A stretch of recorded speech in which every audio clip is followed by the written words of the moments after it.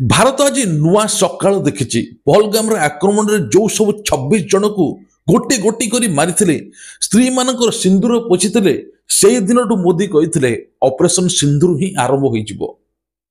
Surgical strike ଠୁ ଆରମ୍ଭ କରି ଯେତିକି ସବୁ ଯୁଦ୍ଧ ହୋଇଥିଲା 10 ଦିନ 11 ଦିନ ଭିତରେ ହୋଇଥିଲା। ତଥାପି 2 ସପ୍ତାହ ବିତିଯାଇଥିଲା, କିନ୍ତୁ କାହିଁକି ହୋଇନଥିଲା ଲୋକମାନଙ୍କ ମନରେ ମଧ୍ୟ ପ୍ରଶ୍ନ ସୃଷ୍ଟି ହୋଇଥିଲା। ମୋଦି କ'ଣ ସତରେ ଚୁପ୍ ବସିଥିଲେ କି? ପାଖାପାଖି 2 ସପ୍ତାହ ପରେ ଜବାବ ଦେଇଛି ଭାରତ।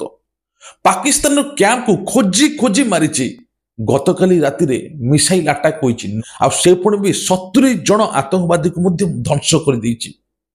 ସିଧା ଯାଇକି କ୍ୟାମ୍ପରେ ପଡ଼ିଛି, ଆଉ ବଡ଼ ବଡ଼ ଆତଙ୍କବାଦୀ ମଧ୍ୟ ମୃତ୍ୟୁବରଣ କରିଛନ୍ତି। ପହଲଗାମରେ ଯୋଉ ଘଟଣା ଘଟିଥିଲା, ଯୋଉ ସ୍ତ୍ରୀ କହୁଥିଲା ମୋ ସ୍ୱାମୀକି ତ ମାରିଦେଲ, ମତେ ବି ମାରିଦିଅ, ସେଇ ସମୟରେ କହୁଥିଲା ତୁ ଯା ମୋଦିକି କହିବୁ।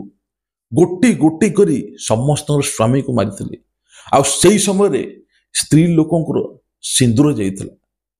ତେବେ ଭାରତର ସଂସ୍କୃତି ଅନୁଯାୟୀ ସ୍ତ୍ରୀ ଲୋକମାନେ ସିନ୍ଦୁର ପିନ୍ଧିଥାନ୍ତି, ମର୍ଯ୍ୟାଦା ଥାଏ, ସଂସ୍କୃତି ଥାଏ।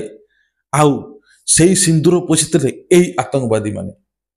ସେଥିପାଇଁ କି ମୋଦି ଡିସିସନ ନେଲେ ଅପରେସନ ସିନ୍ଦୁର ଏଇ ନାଁଟା ହିଁ ରହିବା ଦରକାର, ଯାହାଫଳରେ ନିଜର ଦୃଢ଼ ଶକ୍ତି, ନିଜର ବିଶ୍ୱାସ ଆସିବା ଦରକାର। ଆଉ ସେଇଠୁ ଯବାନ ମାନେ ନିଷ୍ପତ୍ତି ନେଇଥିଲେ ଯେ ଅପରେସନ ସିନ୍ଦୁରରେ ଆମେ ଏମିତି କିଛି କରିବା ସାରା ଭାରତ, ସାରା ୱାର୍ଲଡ, ସାରା ବିଶ୍ୱ ମଧ୍ୟ ଦେଖିବ। ଆଜି ଆପଣମାନେ ଦେଖିବେ ନ୍ୟୁଜରେ ପାଖାପାଖି 100ରୁ 200 ଜଣଙ୍କର ମଧ୍ୟ ମୃତ୍ୟୁ ହୋଇଥିବ। କେବେ ବି ପାକିସ୍ତାନ ଭାବିନଥିଲା ଏସବୁ କରିବ ଭାରତ ସରକାର ବୋଲି।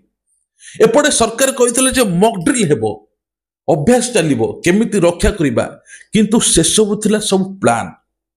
କାହିଁକି ନା ପାକିସ୍ତାନ ସେଇ ପ୍ଲାନ୍ ଭିତରେ ପଶିବ, ଆଉ ରାତି ଅଧରେ ମିସାଇଲ ଆକ୍ରମଣ ହେବ, ଯାହାଫଳରେ ସେମ୍ ଟୁ ସେମ୍ ଭାରତ ମଧ୍ୟ ଭାରତ ସରକାର କରିଛନ୍ତି। ଆଉ ସବୁଠୁ ବଡ଼ ସକ୍ସେସ୍ ପାଇଛି ଏଥର, ଯୋଉ ଆମ ଯବାନ ମାନେ ଯାଇଥିଲେ ସେମାନେ ମଧ୍ୟ ସୁରକ୍ଷିତ ହୋଇ ଫେରି ଆସିଛନ୍ତି। ଗତକାଲି ରାତି ମୋଦି, ପ୍ରଧାନମନ୍ତ୍ରୀ ମୋଦି ଯବାନଠୁ ଆରମ୍ଭ କରି ରାତି ସାରା କେହି ଶୋଇନାହାନ୍ତି। ଅପରେସନ ସିନ୍ଦୁର ଆମେ ଏପଟେ ରାତିରେ ଶୋଇଛନ୍ତି, ସେ ସେପଟେ ଅପରେସନ ସିନ୍ଦୁର ପାଇଁ ତୟାରୀ ଚାଲିଥାଏ। ଆଉ ସତକୁ ସତ ମଧ୍ୟ ସେୟା କରିକି ମଧ୍ୟ ଦେଖାଇଦେଲେ। ବହୁତ ଭଲ କଥା। ଯୋଉ ମା ମାନଙ୍କର, ଯୋଉ ସ୍ତ୍ରୀ ଲୋକଙ୍କର, ଯୋଉ ଭଉଣୀଙ୍କର ସିନ୍ଦୁର ପୋଛିଥିଲେ ଆତଙ୍କବାଦୀ, ଆଉ ଆଜି ସେ ନାହାନ୍ତି। ଆଜି ତାଙ୍କୁ ନ୍ୟାୟ ମିଳିଛି।